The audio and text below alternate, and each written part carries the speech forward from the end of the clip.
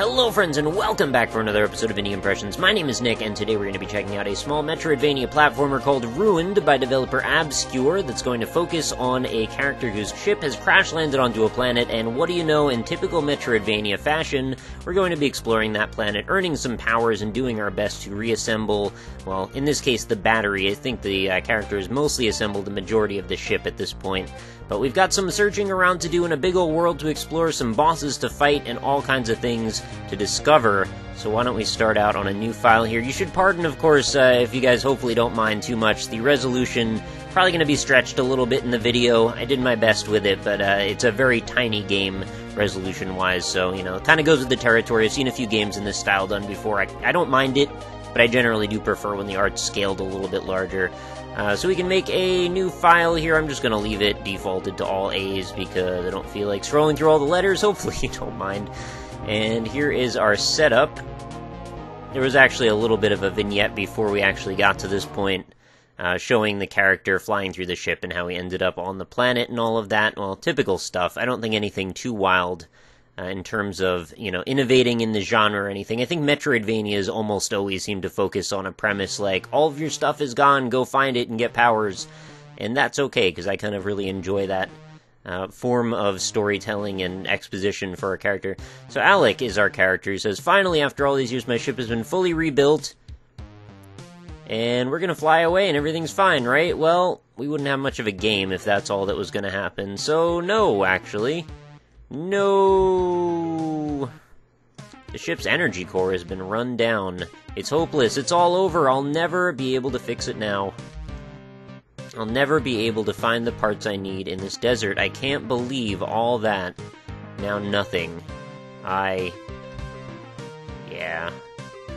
It's not looking good for Alec, unfortunately, but what he doesn't know is just below the surface of this desert, well, we'll have some opportunities to do some things to get ourselves right. You're gonna wish you didn't do that. Okay, so here's our tutorial. Let's learn how to control Alec. So we move left and right with our arrow keys. We've also got a punch move here on spacebar. Arrgh, I can't hit the stupid bug with my fist. Well, we can also kick bugs if we choose by hitting down and attack. And that's really all we need in terms of, you know, tutorialization. Other than that, it's pretty simple to get the idea of what we're going to be doing here. So I think without me even explaining very much, the UI is fairly intuitive. We've got, on the left top corner, basically just a map screen. In typical Metroidvania fashion, all of the rooms are correlated to a box. And then we've got our health bars, that big blue circle. In the center, some sort of a green circle. I'm not actually sure what that maps to just yet, but we're going to be doing some running and jumping. And the longer you hold up, the higher you jump. Fascinating. Okay, I haven't ever seen that before. Now, it's good to know, though, that we do have pressure-sensitive jumping. So we're going to press down and save on the save point. And let's do a little bit of exploring, shall we? So we've got a spacebar lift that we hold that on, and it's going to lift us up a little bit. And we can go and use ladders. Unfortunately, I completely didn't climb onto the ladder. I just fell down into the pit. And we can't go through these walls, so I guess I will continue to my left.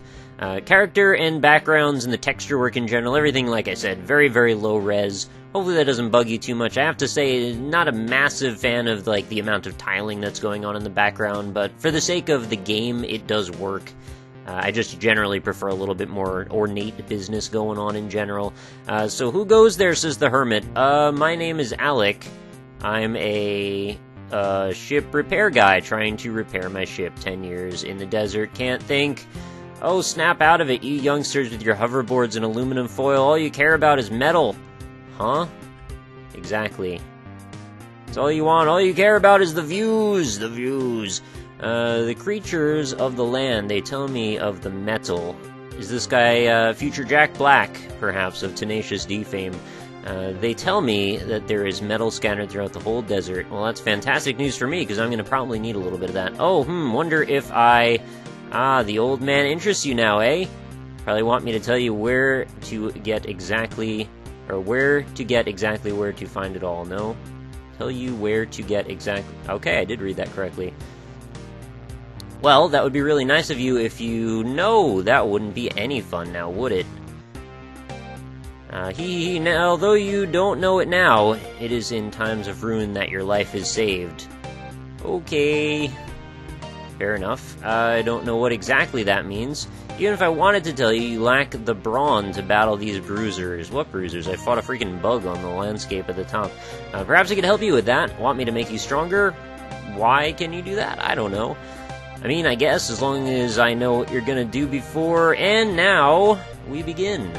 And a magical cone of light shines from an invisible point. And that's all you need sometimes, is a cone of light. Off with you now. You have things to do. Alright, can I raid any of your belongings here? No, evidently not. It's a pretty fine camp you've got set up. So it looks like I can now punch with power and kick with power, of course, as well. And that means I can break down some walls and barriers and such, and that's all I really need for the moment to get exploring. So we can save again, and we shall head down into the depths of the world below. By the way, there is an options menu that we can get to here, and there's also a map menu, which right now, not a whole lot to see on it, but it looks like we've got a pretty expansive world to possibly explore. It's a little confusing using this. It actually wants you to use up and down for one command and left and right for the other, but anyway, let's go see what this is all about. So I can't punch through that. That's a little strange. You just sort of established a second ago that I could kick through those, but apparently, is it slightly a different shade? I'm not actually sure. So there we go. We picked up our first power-up. Aside from that power increase we just got a second ago. Your jump height has been increased. Hold up for longer to go higher. Fair enough. So there's our long jump boots, or high jump boots rather. And now we can get out of this predicament and continue to explore the world. I feel like they were a little bit easy in giving away that first power-up, considering I just got one only a second ago. This kind of reminds me of the pots that we just saw at the encampment, but it doesn't look like I can interact with them in any meaningful way, so I guess I will disregard. I'm thinking perhaps we'll come back later, and we've marked it on our map now, so we know that's there. Bad guy? I guess, yeah, alright, doesn't talk to me, so we'll kick him, I guess. And what's all this about? Is that a bridge? It's like a tiny little toothpick bridge. Maybe I can break down through that later if I get like a butt stomp move or something. Or maybe it's something else entirely. I'm not entirely sure how to parse that graphic. So I think that's part of the issue with when you get down to resolutions this low. Sometimes you actually end up with issues in terms of just like readability of what exactly you're looking at. And it's not always a huge problem, but, you know, if you have a moment of, you know, strangeness, I guess you can end up in a little bit of an issue. So you can now teleport between save points you have visited. Press space on a save point to enter the teleport. Okay. Well, that's good news, because I don't see any other way of me getting out of here, so I guess that is very well placed. So what am I going to do now? We've got an ability to break through walls and an ability to jump higher.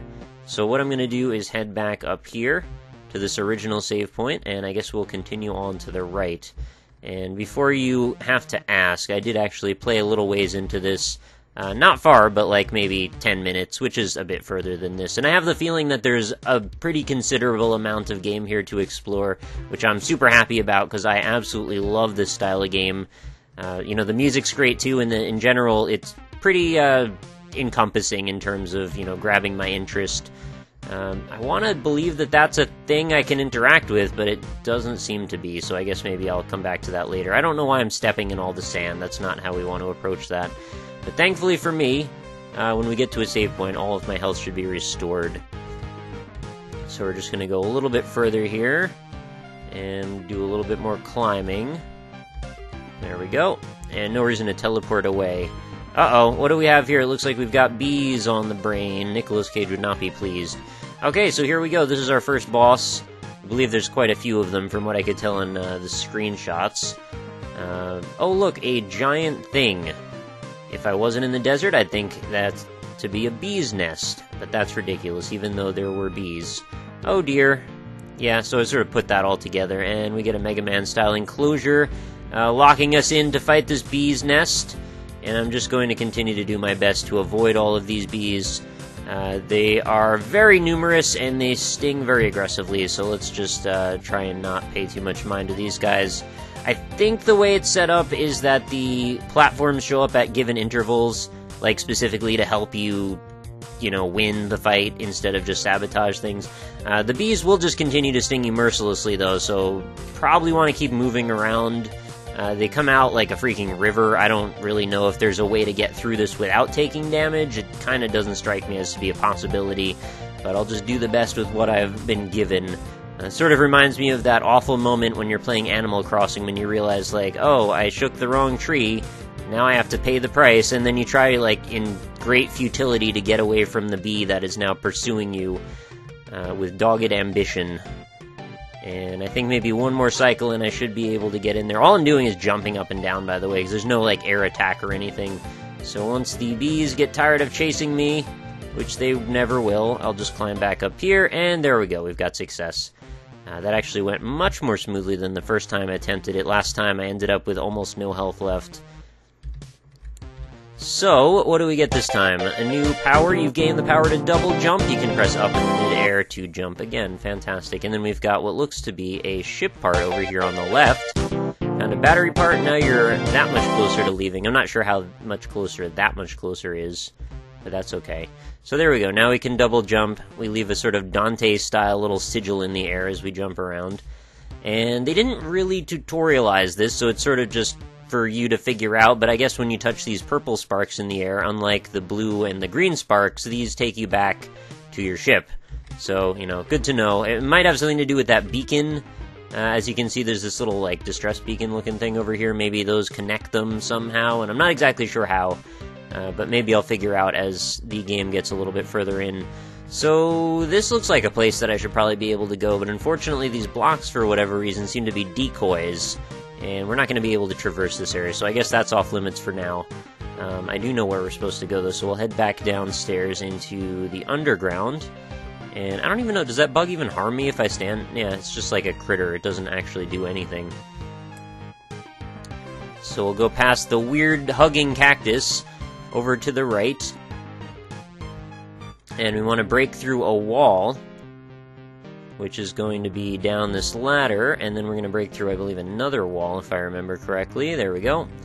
And on our right is where we want to head, because before we didn't actually have the ability to double jump, so I think we didn't have the chance to get over one of these platforms. So, yeah, you could have broken through there, but still might not have gotten to this point, or if you did, you might have had to leave. Or you might have gotten to here and been not able to traverse this point, actually. Sounds more likely, and if I was feeling particularly lazy, I would probably just go under all of these gas clouds, but, you know, really not that big of a deal to go the long way either. And now we're going to be presented with a little bit of a challenge that reminds me somewhat of, like, 1001 Spikes or something like that. You know, the other thing... Oh, that actually knocks me back quite far. The other thing this reminds me a little bit of, and this is not in terms of challenge, but just more in terms of, like, the fidelity or, like, low resolution of things, is maybe I want to be the guy a little bit. It's not too many of these games that I'm used to controlling a character that's quite this small in stature, and, you know, I don't have a problem with it, it's just like, you know, that's a comparison, I guess, that jumps to mind. So, whatever this thing is, we're gonna press spacebar. I hope I didn't break something. I have actually no idea, because this is as far as I got in my play, and I think this is about as far as I want to go for the sake of this video, because I don't want to reveal too much of this landscape in case it is incredibly sprawling. I don't want to quite reveal, you know, quite how sprawling it is. So I guess I will leave you at this point. You can go figure out what exactly we opened up by shaking the world there. I'm guessing, if I was to make an educated guess, I would think maybe it would be that bridge that I called out before that looked like a little toothpick. Maybe that fell down or something, maybe we can head down that path now.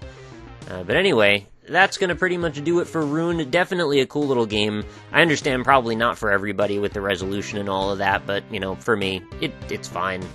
You know, it plays just fine, it controls just fine, and I am eager to see what other challenges await us in the future of our little character here. So, if you enjoyed the video, consider leaving a like on it. The link for the game is going to be right in the description, so feel free to go check it out and let me know specifics. Probably don't post too many spoilers in the comments, but, you know, if you do want to just chime in, let me know what you think about it in general, that's totally cool. I guess if you do want to post spoilers, just put, like, spoiler in caps and then, like, a couple, like, 3 or 4 line breaks, and you should be able to get away with that. Oh, I didn't realize we actually go up into the clouds there. That's pretty neat. But yeah, if you post with a few line breaks, it'll actually just put, like, a read more, and then you can not really have to worry about getting spoiled.